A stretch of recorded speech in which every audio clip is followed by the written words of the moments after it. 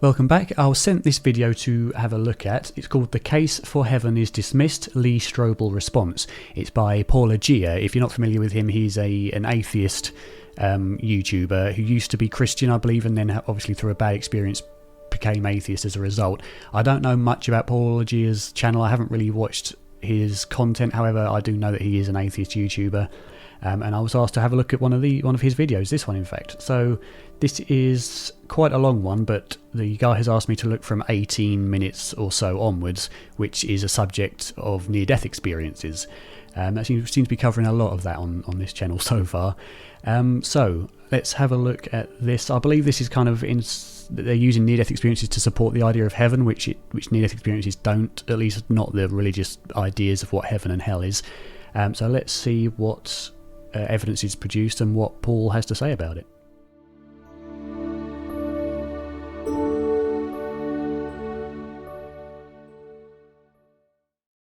How do we know that consciousness survives clinical death?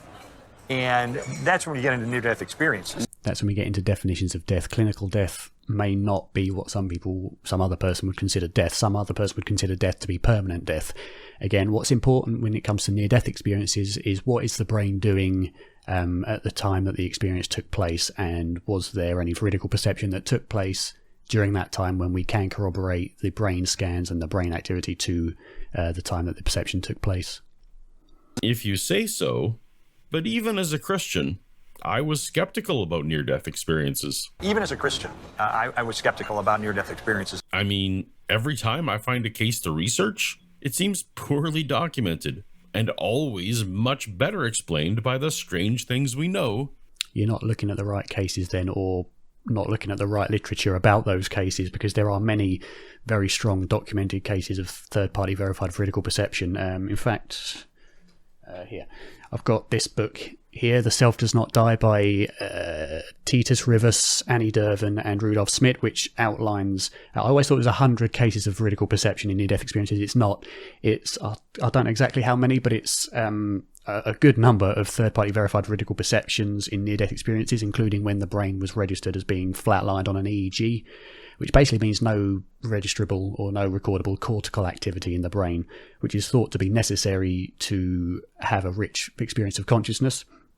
But most of the experiences in there are third-party verified veridical perception cases. The remainder of the 100 or 110 or so, however many there are other cases of near-death phenomena and related. So have a look at that book. It's very important and goes into the full research that was done around the case. Every case in this book has been very thoroughly researched by the authors and the researchers who helped co-write it. That brains do when they have oxygen deprivation, sensory deprivation, or are flooded with oxytocin, all of which happens during the distress of near death. None of which explain veridical perception. Again, if near-death experiences were purely subjective, I'd have no problem, inducing the argument of oxytocin release, hypoxia, and sensory deprivation, as Paul says. I'd have no problem, but the veridical perception is where it really does begin to question whether this is all an illusion in the brain caused by neurochemistry.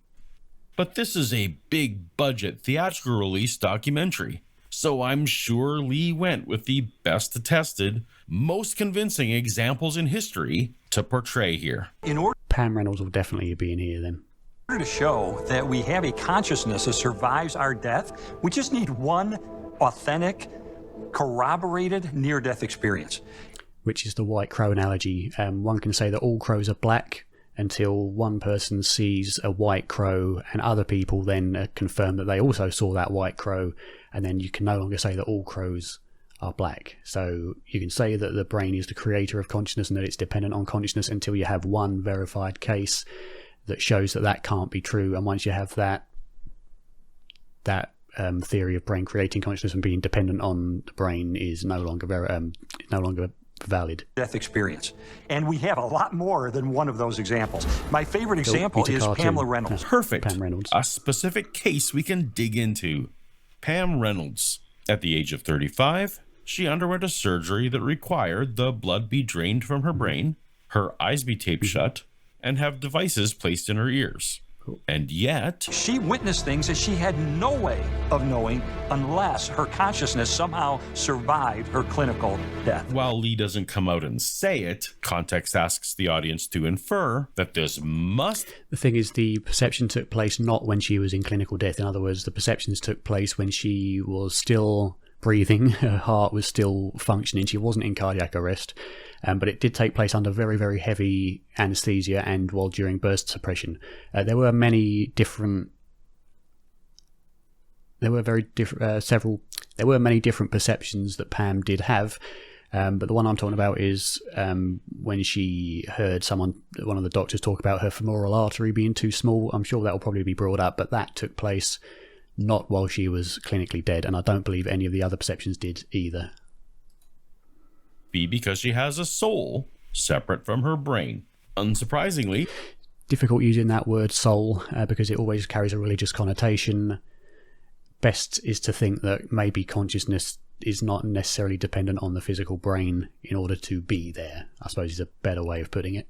Lee doesn't mention this 2005 paper by Dr. Christopher French of the University of London that presented the positions of other experts who examined Pam's case in detail, including Dr. Gerald Worley, an anesthesiologist of over 20 years' experience, who sees this event as nothing more than disturbingly common anesthesia awareness. She was conscious, she said, during that surgery. Sometimes the concentration of sleep-inducing drugs within the bodies of patients undergoing such a form of anesthesia is insufficient to maintain unconsciousness.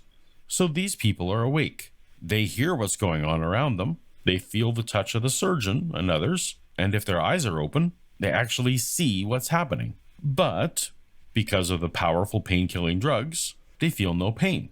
And because of the muscle-paralyzing drugs, they cannot move, speak, or breathe.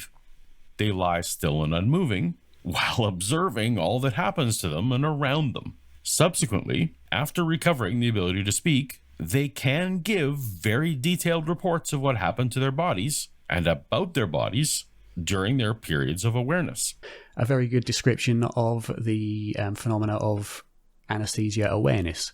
However, Pam was not simply in or under general anesthesia. She was in a burst suppression state, which is very, very different, much, much deeper than simple general anesthesia.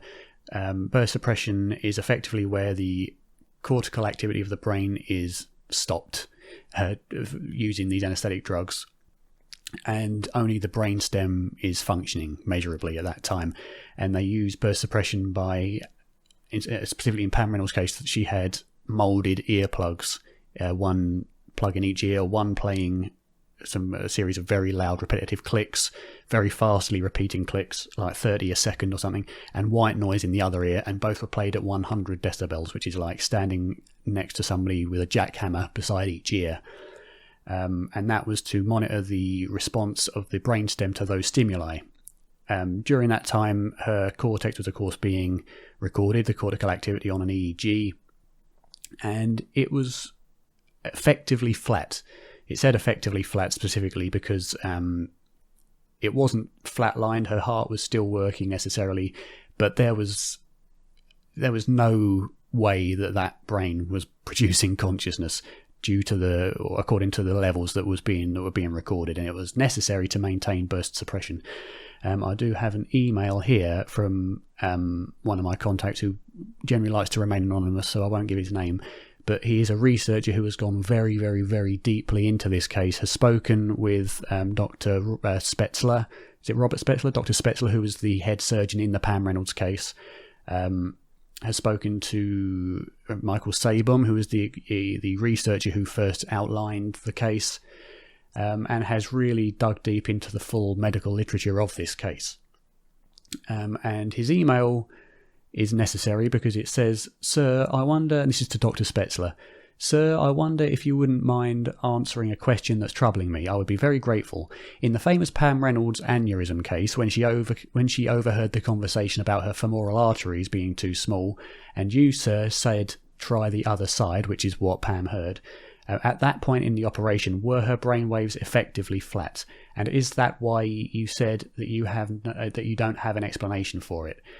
He says the reply was an unequivocal one-word signed yes by Dr. Spetzler. And again, Dr. Spetzler was the head surgeon in the Pam Reynolds case.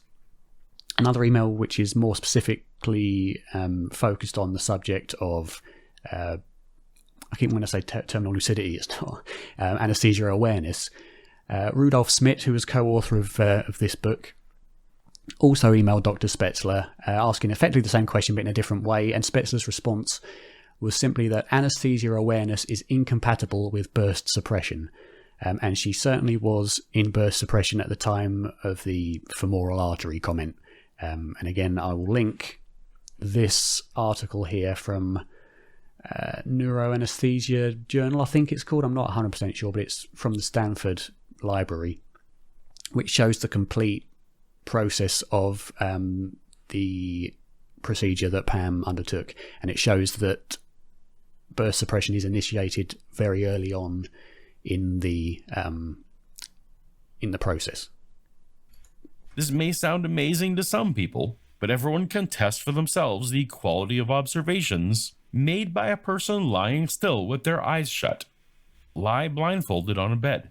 In such a situation, you can quite clearly visualize what people are doing and saying in your immediate surroundings, as well as clearly visualize what is happening to your body. This is the situation in which Pam Reynolds found herself when she awoke at the beginning of her operation. And indeed, we do certainly create very visual images of something that happens around us by audio or audible stimuli, and that's true. However, most of us have never done that while under general anesthesia, and then you could argue that anesthesia awareness is a factor, although that is a very, very rare phenomenon, and it's also phenomenologically very different to an out-of-body experience. And B, you're certainly not going to be under burst suppression, which is general anesthesia to the extreme, where the whole of the brain is shut down to the level of the brainstem, which is necessary for the full-on procedure, which was hypothermic cardiac arrest and draining of the blood to operate on her aneurysm. Tests showed that there was no measurable brain activity whatsoever. Some people also make much of the fact that the VEP monitoring did not signal that she was conscious. VEP is something evoked potential. Hang on, let me just double check. Visual evoked potentials, yeah. So for those who don't know, an evoked potential is essentially, I believe, when one neuron fires a signal to another neuron across synaptic gap, and that is an electrical charge, and that is called the evoked potential. It's the potential to fire which has been evoked, I suppose. So effectively, a VEP monitors the activity of the neurons that fire and when they fire, I believe. I'm not 100% certain on that, but deductively, that's what I could reason to.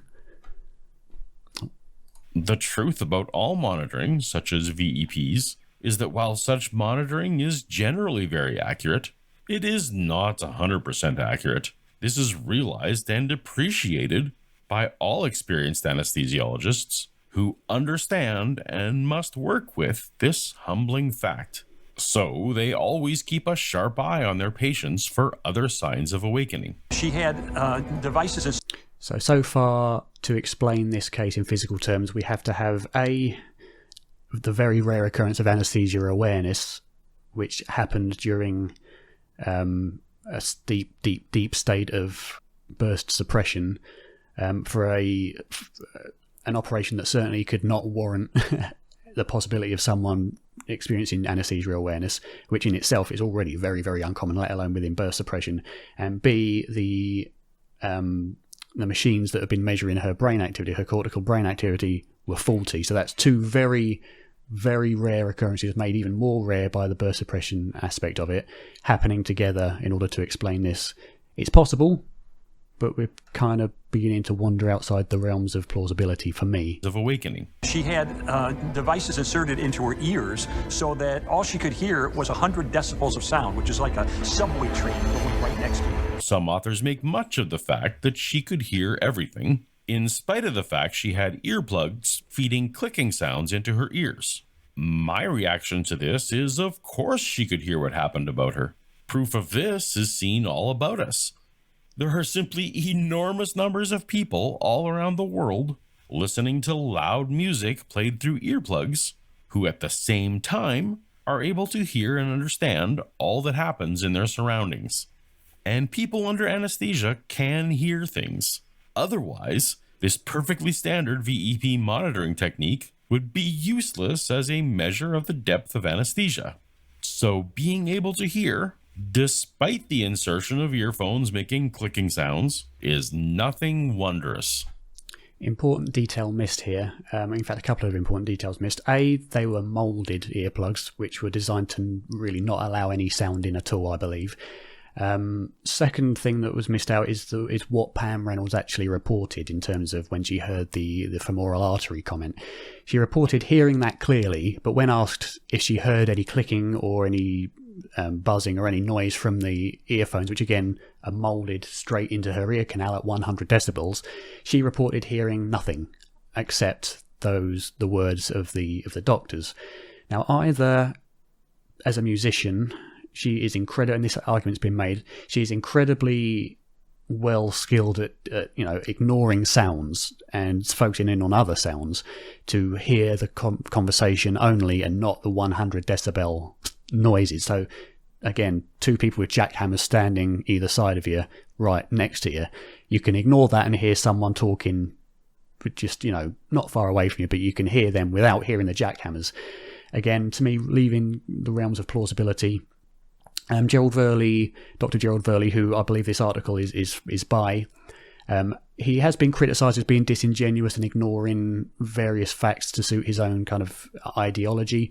I don't know. I spoke with the guy in an interview and also for a debate with Bernardo Kastrup. He's a perfectly nice guy. I have nothing against him whatsoever.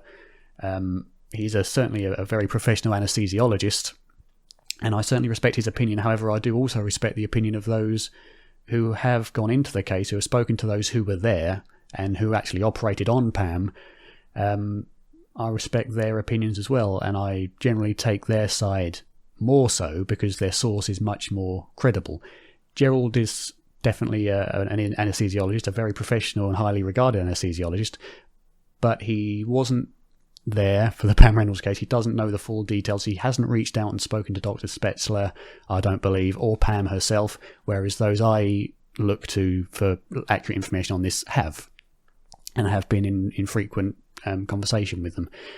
So that's the main thing. Pam may have heard through the earphones, not really earphones, but moulded earpieces. She may have heard through the decibels, the 100 decibel noises to hear the conversation, but she didn't report at all hearing any of the 100 decibel sounds whatsoever. Only the clear sound of those who were operating on her. If she was under burst suppression, which she was, but she was somehow aware, or her brain was still receiving audio input, there's no way, I'm sorry, there's no way she would have heard the conversation but not heard the sounds playing at 100 decibels directly into her ear canals. The only explanation really is that she was outside of her body and therefore didn't have those sounds directly in her ears. She wouldn't have heard them, but of course did hear the sound of those talking. What's the mechanism for how that could be? I don't know. But to me, that seems a better explanation, not only for this one case, but also encompassing all of my other research and all the research done by the professionals of other phenomena, which also suggest the same conclusion. And all the surgical instruments were shrouded before the surgery began. She was able to recall specific details about the highly unusual instruments that were used during her surgery. Because she was born in 1956, a generation whose members almost invariably have had many fillings, Pam Reynolds almost certainly had fillings or other dental work and would have been very familiar with the dental drills. So the high-frequency sound of the idling, air-driven motor of the pneumatic saw, together with the subsequent sensations of her skull being sawn open, would certainly have aroused imagery of apparatus similar to dental drills in her mind when she finally recounted her remembered sensations. Very good point. Very reasonable point. Again, though, we're taking the assumption that under burst suppression she experienced anesthesia awareness, and the EEG or the VE VEP monitor was inaccurate, stating that she didn't have any brain activity or effectively flat brain waves. And we're also, this is complete conjecture here because we don't know the full details of the case from Paul's point of view, because I don't know, but I'm guessing he hasn't spoken with Dr. Spetzler or Titus Rivas or Rudolf Schmidt or the guy that I know who's very knowledgeable about the case, or anybody who has really spoken to those who were there and can verify the medical situation that took place. So again, as I always clarify, or as I always emphasize, it's incredibly important to understand the full context around why people believe or don't believe their conclusions about this case. And I find it much more reasonable to believe those who have gained their information directly from the sources of the people who are involved. And not just the people, but the very highly trained neurosurgeon who performed the bloody thing, so, and those, of course, who have gone and looked at the medical records and things like that, and who have come to the conclusion that it is suggestive of some form of non-local consciousness. So, of course, I have also looked at Gerald Verley and Keith Augustine's and others' interpretations of that from a more sceptical point of view. For me, I find the non-local consciousness explanation more parsimonious. Paul obviously finds the opposite more parsimonious. Question is, has Paul looked at both sides, completely, and spoken to those on both sides completely? That's the question, and that's what really does need to be done before coming to conclusions. We must know the full details surrounding the whole case in complete detail and with full context in order to make any conclusions. She recalls specific conversations that took place while she was brain dead, while she was clinically dead. She wasn't clinically dead at the time. Her heart was still functioning. She wasn't in cardiac arrest. She was under burst suppression, which is not clinical death. It's just an inactive cortex down to the level of the brainstem. I believe, again, don't quote me on that, but this is what I believe burst suppression is. Certainly in a burst suppression state, there should be no conscious activity or conscious experience at all.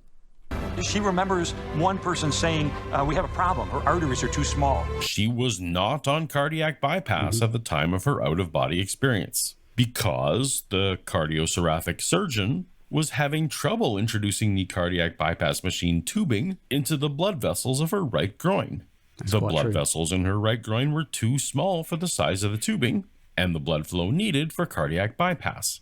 This means the cardiac bypass apparatus was not even connected to her body at the time. The cardiothoracic surgeon eventually used the blood vessels in her left groin.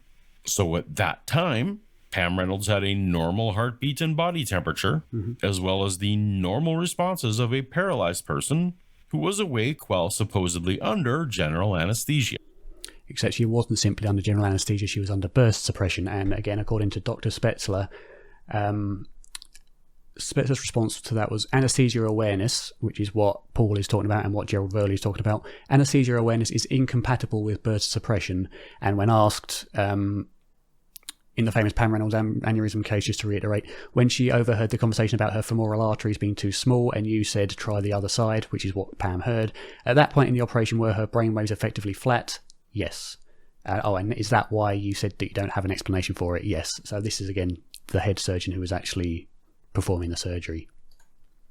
She described going through a tunnel, meeting dead relatives, coming back into her body. Her story is a product of her sociocultural upbringing, her prior conscious and unconscious knowledge of the operation she was to undergo, her prior knowledge of all things medical, that which she consciously and unconsciously observed during her periods of awareness, the effects of anesthetic drugs, low body temperature, surgery, her anxieties, and finally, her personality.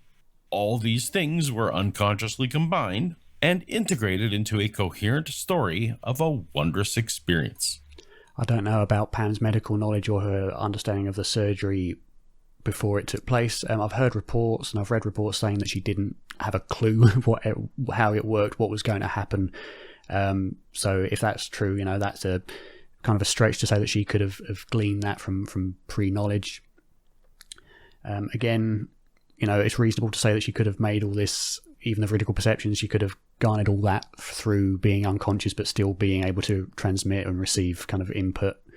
However, again, anesthesia awareness, as Dr. Spittler says, is not compatible with birth suppression, and at this time she was in birth suppression. Now, he's quite right when he says that she wasn't in cardiac arrest. Her heart was still beating, her body temperature wasn't lowered at that point. She still had full blood in her body. So I think that's Lee Strobel was incorrect to say that she was clinically dead when this perception took place. That's not right. She wasn't. However, she was in a burst suppression state with those 100 decibels in her ears playing full volume directly into her ear canal, and with effectively flat brainwaves, which would indicate strongly, or would almost certainly be the case if physicalism is the correct interpretation, that there should have been no conscious experience possibly generated by the brain at that time. Mundane explanations abound, and yet this is Lee's favorite example. What's second best? No mundane explanation has been able to account for all the full details of the case, especially the veridical perception aspect during burst suppression is still completely unexplainable and unexplained. It's not unexplainable, but in physical terms it's unexplained as of right now. That may change as we develop a greater understanding of the brain, but to me it's much more parsimonious, again, with the other phenomena that I've researched and that others in the professionally have researched. It's much more parsimonious to suggest that there's a nature of consciousness that we don't understand through our however many years of science. We're still science is very much in its infancy. There's so much we don't understand. To me, it's perfectly reasonable to say that there may be an aspect of consciousness which allows it to exist beyond physical matter. Again, there's so many things we don't know. It's not unreasonable to say that consciousness is also included in to have things that we don't know about it. The case of Heidi Barr. When I was 16, my horse reared back and fell on me and completely crushed my pelvis and my chest, and I died. I mean, she didn't. She had an accident, was unconscious. Without seeing the medical records, how would you know that she's died? If she fell off a horse and hit her head, fair enough, she could have gone into cardiac arrest or whatever, but we don't know that. Lee just saying that she died is taking his word for it. We don't know. I haven't seen any documentation on this case, so I can't say either. But it doesn't constitute. This is a claim that really he's making. Unconscious and then regained consciousness with no medical intervention. There's no documentation that she died. And then she sees a light over her shoulder, she said, and she turns, and there's Jesus. She fully wasn't expecting Jesus. There's going to be a cultural aspect. This is going to be, I believe, a fully subjective experience with no verifiable aspects to it.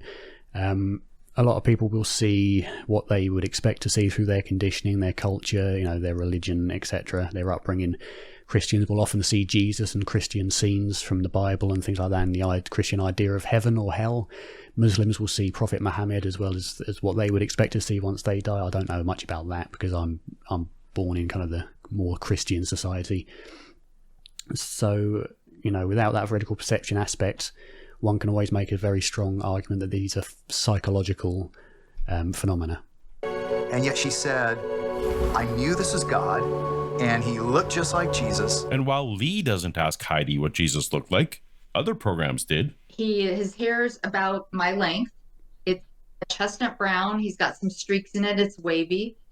He has a lean face with kind of scruff, beard and mustache, but not too long. He has beautiful mouth, a gorgeous smile. You can't look away from his smile. It's infectious. His eyes radiate all the joy in the universe, and this is really hard for me to tell anyone at first, they are blue. They are the most beautiful blue eyes I've ever seen. I mean, this is the Jesus we all know in the Western culture. Every Jesus you've seen in pictures, on paintings, on canvases, on stained glass, all look like that. So of course, she would have. That's the image of Jesus she would know, and therefore project onto this experience. So you saw this Jesus, the Western culture depiction of Jesus. Since she was a little girl, she had always believed in God and had always prayed to God. I see. There you go. So at best, Heidi had a moment of subconscious affirmation for which the only evidence is her own report. We just need one. Yeah, Paul's quite right. There's no evidence of any kind of reality to this experience outside of being a psychological phenomenon, at least in my opinion, because there's no veridical aspect that can be tested or third-party verified by those who were also there at the time. This is an anecdotal case as far as I'm concerned.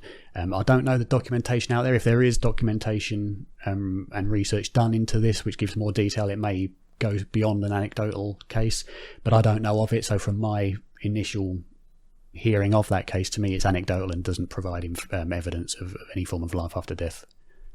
Authentic, corroborated near-death experience. I hate to ask what your third best example is. And so we have a famous case of a woman who was clinically dead, and she describes how her soul separated from her body. Don't tell me Maria's When she shoe. came back into her body and was shoe. telling people about this, she said, by the way, while I was floating up there on the third floor ledge of the hospital, Tennis there's shoe. a man's blue tennis shoe. Well, then they go up and they find This was reported by her carer or her nurse, Kimberly Clark Sharp. I don't know enough about this case to make a comment on the verifiability, if that's a word of it. I have reached out to speak with Kimberly Clark Sharp herself, who was very busy at the time, and I need to get back to her again, because I really would like to know more about the details of this case. It's widely contested, that it's explainable.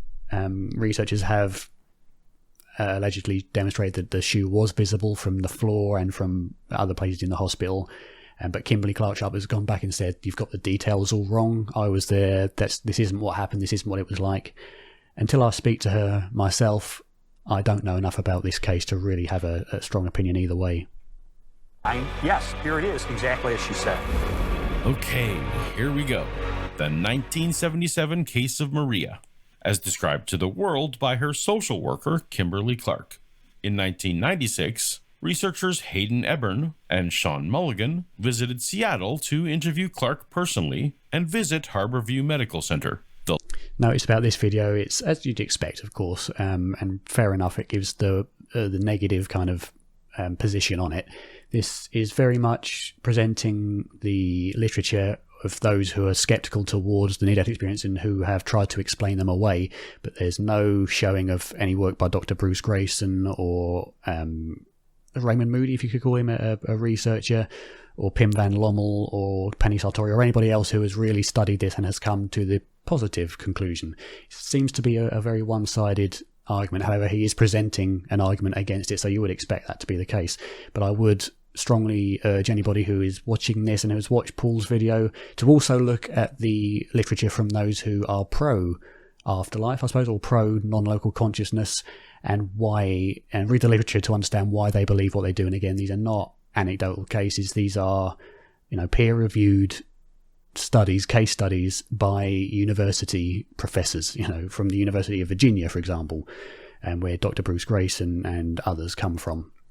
So always make sure you have a both-sided approach to get the full context of both views. The location of this famous event. It seems Clark herself was the discoverer of the shoe, found not by exiting to the roof, as deceptively depicted in Lee's movie, but instead was spotted from inside by looking out of a patient window. Clark is the only witness to the details.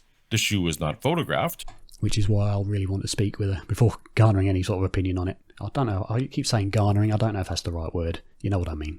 No notes are known to have been taken, and the current whereabouts of this shoe of near mythic status is also unknown. Ebbern and Mulligan placed the shoe on the ledge Clark identified and found it to be plainly visible from the ground, and also clearly visible from multiple interior vantage points. Per the researchers, it is not a far-fetched notion to assume that anyone who might have noticed the shoe back in 1977 would have commented on it because of the novelty of its location. Thus, during the 3 days prior to her NDE, Maria could have overheard such a conversation among any of the doctors, nurses, patients, visitors, or other hospital staff who frequented this busy area. Memory researchers are well aware that people can hear snippets of conversation outside of their focal awareness and recall the contents in various forms, including visual images, even though they honestly believe they never encountered the information before. This is known as cryptomnesia. Yeah, very reasonable explanation for that case. I can't combat it because I don't know enough details about it. Again, Paul's basing this explanation on the research from those who were opposed, or who ended up opposed to it. But again, without speaking to Kimberly Clark Sharp herself, who is, as he said, the only person who is familiar with the specific details, we're really, making a shot in the dark at explaining these without complete information. Kimberly Clark is not a trained investigator, and she did not publicly report the details of Maria's NDE until 7 years after it occurred. It is quite possible that during this interval, some parts of the story were forgotten, and some details may have been interpolated. As Clark has not produced notes or recordings from her interviews of Maria, we have no way of knowing what leading questions Maria may have been asked, or what Maria may have recalled that did not fit and was dropped from the record. Yeah, that's very true. That's why it's very important to look at the quality of the case study that you're researching in these subjects. Those that do have documentation, transcripts, and all that sort of thing that can lead to strong qualitative analysis, and things like that can produce data. Those are the cases that one should focus on, especially those with veridical perception involved, because that adds the objective, testable, not really testable, but verifiable aspect to it. And there have been tests to try and show that we can see outside of the body during cardiac arrest by Penny Sartori, Sam Parnia, and I believe others, all of which have failed, which is not evidence against the phenomena. It's just it hasn't provided evidence for it. There's a big difference. To further complicate matters, Clark claims to have had her own near-death experience in 1970. Could this be a point of bias coloring her perception and reporting of Maria's experience as affirmation of her own? Strobel brags that He only interviewed people who had nothing to gain and a lot to lose by talking about their near-death experiences. Clark went on to establish a near-death study foundation, wrote a book about the experience that is popular in Christian circles, has a speaking tour, and been interviewed many times in all mediums. She's become quite popular and famous for a social worker. This is a theme among those who claim to have such experiences. This is quite strong accusations here that she's doing this for money and fame alone. I don't know Kimberly at all, so I can't really comment on that either. But there are certainly those who have not really made a big name for themselves and a lot of money, and certainly have risked their careers. Dr. Bruce Grayson is probably the main one I can think of, who, if you read his book after, he does have a book, fair enough, but he's been researching this sort of thing for 50 plus years, and his first book came out in 2021, sorry. He was trying to study these near-death experiences while he was working in a university as a psychiatrist, and they effectively said, if you do that, you can't stay employed here because it's a taboo subject. I suppose it's not a profitable thing to work on for the university. So if you do that, you don't work here, that sort of thing. But he persisted and has done a lot of research since, and is of the conclusion that, again, non-local consciousness is the most plausible explanation. Didn't start off that way, wasn't religious, didn't believe in life after death beforehand. He was a psychiatrist and a physicalist. He believed that it was all in the brain.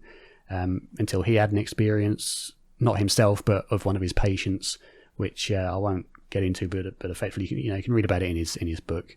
And there's loads of free examples of what happened on YouTube videos and in interviews and things like that you can find.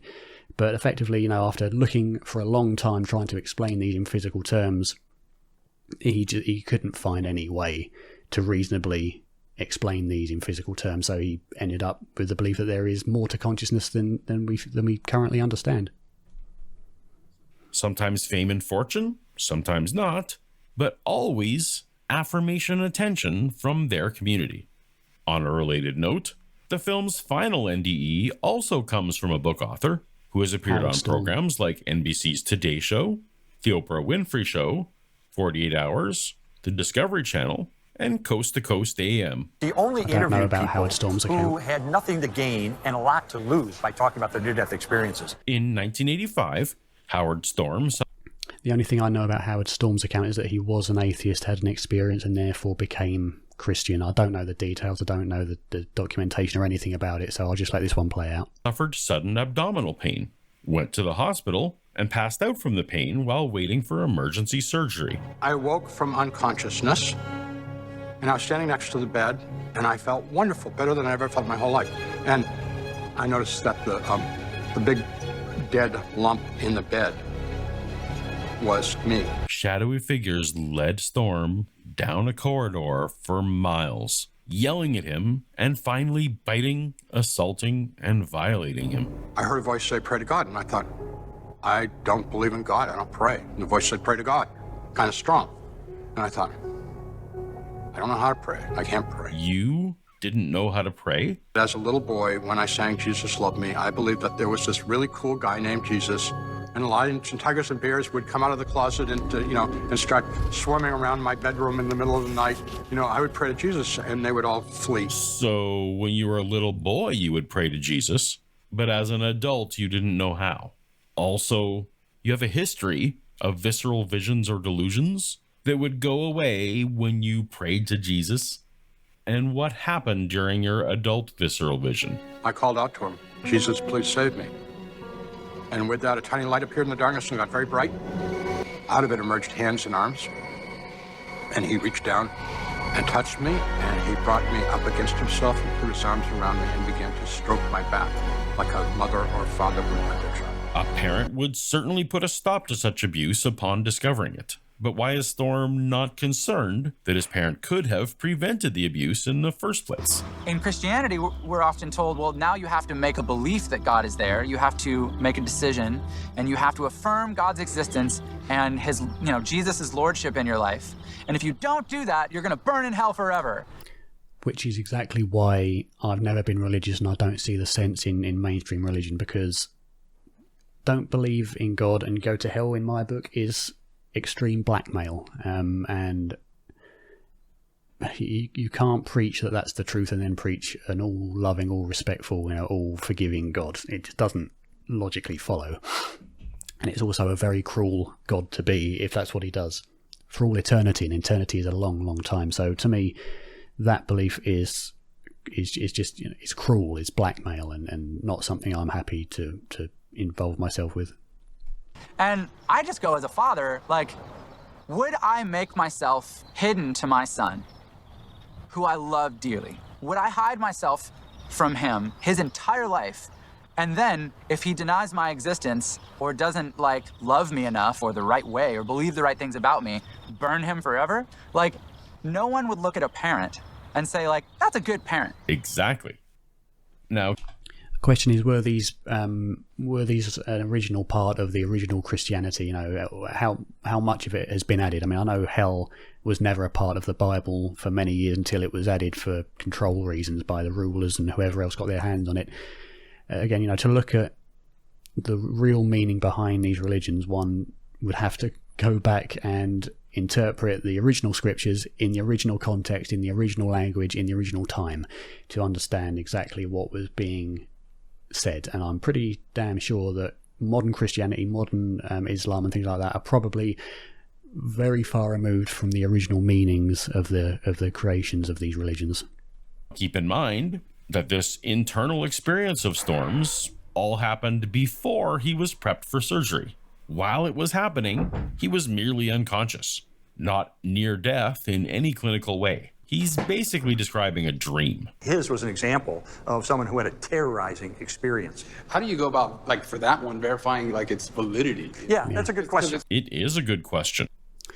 That experience, to me, doesn't provide enough evidence whatsoever of an afterlife to make me believe it in and of itself. Again, without that veridical aspect to it, these are all subjective experiences, although when you have enough of them, as the literature does, that although maybe slightly different in their interpretation and their presentation, there are very key fundamental aspects which are not changing, which do not change and remain the same throughout all these experiences. And the whole point of qualitative analysis of experiences, which is the core of social science and of psychology in general, the whole qualitative process is to identify patterns to determine what is a real effect and what is fabricated by the mind or expectation or whatever else. And NDEs do have a very strong baseline of experiences which are always the same, although maybe interpreted or presented differently, which does add weight to the subjective aspects of them. However, for me, I always need that objective, verifiable, third-party verified aspect to it in order for it to be evidential enough to suit my standards. The answer is you can't. Lee set out to provide one authentic, corroborated near-death experience. and Reynolds. instead gave us 4 non-corroborated experiences, 2 of which can't really even be called near-death. Pam Reynolds was corroborated by Dr. Robert Spetzler himself, who was the head surgeon. You can't really get much better of a corroboration than that, as well as those who have researched the case, spoken to him, and have verified the data, I suppose.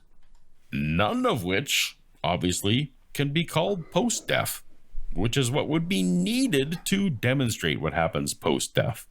Would be needed to demonstrate what happens after permanent death, not necessarily what happens when the brain is not functioning. And that's what's important. Is there consciousness when the brain is demonstrably not functioning, such as is the case in the Pam Reynolds experience?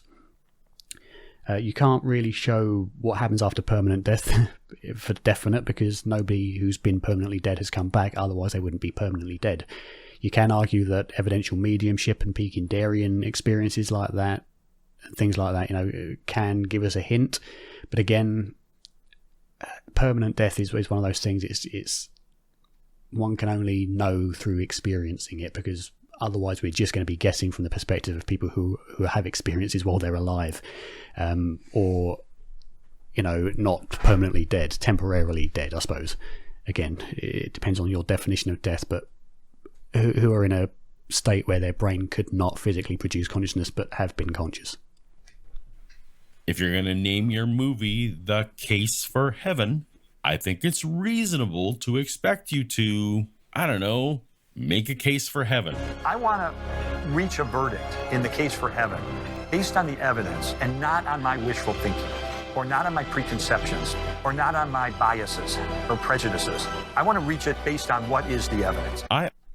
Depends what you're going out to search for. If you're looking for a heaven with any religious kind of idea, then you're already starting off on the wrong foot, because no near-death experience or any other experience of consciousness, anomalous experience of consciousness, demonstrates any religious idea or approves any religious idea of heaven or the afterlife. All it can do, it's a science. It's not an ideology. It's providing us data which we must then draw conclusions from, without the predetermined belief in a heaven or a hell or a samadhi or whatever else. All it can say is that there appears to be consciousness after death, and during those states these are the common factors. And the data does not suggest that there's a God who judges you and sends you to hell. The evidence and the data suggests that everybody's experience is ultimately equal, and it depends purely on your own state of mind at that point. Any judgment is a self-judgment. Although there may be a hell-like experience for some, it's not a permanent thing, and it's dependent on your state of mind at death. And as always, evolution does still continue in a different form. Time exists in a different form, and things like that. These are just observations. These aren't religious kind of ideas, and near-death experiences do not provide evidence for any specific religious idea. I also want to reach a verdict based on evidence, and not wishful thinking, biases, prejudices, or preconceptions. I wanted evidence from the documentary, but what I got was a few assertions, a few non-compelling near-death experience claims, and about 90 minutes of emotional manipulation. If he's real, he has chosen to make himself hidden in such a way that we could plausibly say, I don't even know if God's there. If we're going to believe that there's this eternal conscious torment that's a punishment for not believing the right things, then it's sort of like there's a gun to your head. And, that's one of the reasons that I cannot believe in this whole structure of way of looking at God. If a God would do that for simply not believing in him when he made you without the belief in the first place, to me that's a very sick and twisted individual. eternity. It just doesn't work for me. And if that is true, that God is not loving. If you'd like. There's a Wolfman. The case for Christ, he's Christian, so he's coming at it from a predetermined belief in a heaven, which is why I'm guessing his documentary is called The Case for Heaven, not The Case for Non-Local Consciousness or Consciousness Without a Brain, or something more scientifically worded like that. So overall, a very good analysis of many of the near-death experiences, especially the subjective ones, which I agree completely with Paul are not sufficient evidential value in and of themselves to provide evidence for any form of life after death. Heaven, again, is a preconceived idea. Heaven, if it exists, I don't believe is anything like what any religion has ever believed, nor is it what anybody on earth has ever believed it to be, because it'll be so far removed from the context of life as we understand it that explanations will be just, it's like trying to imagine a new colour. It's not possible with our human brain, and that is often described by near-death experiences that these experiences are totally ineffable. I think Paul is coming at this from a one-sided approach, which is fair enough because he is giving the argument against it. You'd expect, when you're given an argument, to give the evidence from that side alone. Coming at it from Dr. Gerald Verley's perspective and Dr. Chris French, who I've spoken with both of those. We didn't get into near-death experiences that much with Chris, but he is a very knowledgeable guy and one of the more open skeptics I know of. The article that Paul showed was quite old, and of course literature has changed and updated since then for more understanding as we've been able to research more. I would say to Paul, if you are interested in the science of near-death experiences, not the religious context, which generally are nonsense when they're used as evidence for religion, look at the work of the Virginia University, the University of Virginia Division of Perceptual Studies, who have created many peer-reviewed articles in peer-reviewed journals. Dr. Bruce Grayson, Ed Kelly, Penny Sartori, Pim Van Lommel, Sam Parnew's recent work, among others, and look at both the for and against arguments and the full context as to why they believe that, what the research they've done, the corroboration that's been done. It's important to, when you highlight important near-death experiences like the Pam Reynolds case, that before commenting on it, you understand the full context around what took place, why researchers believe what they do, what work they've done to come to that conclusion, where the corroboration is, why the veridical perception in that case is specifically important, i.e. it was under burst suppression, which should not allow consciousness whatsoever, and things like that. I think Paul is unfamiliar with the Pam Reynolds case in the detail needed to really comment on it, which is fair enough, because looking from the research he's done was mainly from Gerald Verley's perspective and maybe Chris French's influence as well. Probably Keith Augustine as well, who's attacked this. But again, always look at both sides and look at the counter-arguments against those that you favour. So, thanks very much for watching. That was just my 2 cents. Again, no disrespect to Paul and his thoughts. He's clearly a very intellectually clever guy who does a lot of consideration over things. So thank you very much for watching. A very good video from Paul, although I think again he's lacking in the knowledge that would be needed to comment fully on these things. Maybe talking about Christianity and the flaws of Christianity, he would be much more expert in than me, for instance, whereas I'm more I know about the near-death experience stuff probably more than him, so it's a fair enough thing. But I wouldn't comment on the negatives of Christianity, for instance, with such strong emphasis, because I don't know enough about it to make a comment, which is why I withheld judgment on the Howard Storm case. I withheld judgment really on the Maria Shu and the girl who fell off the horse. I don't know enough about that to make a comment, so I'm not going to make any assertions about it.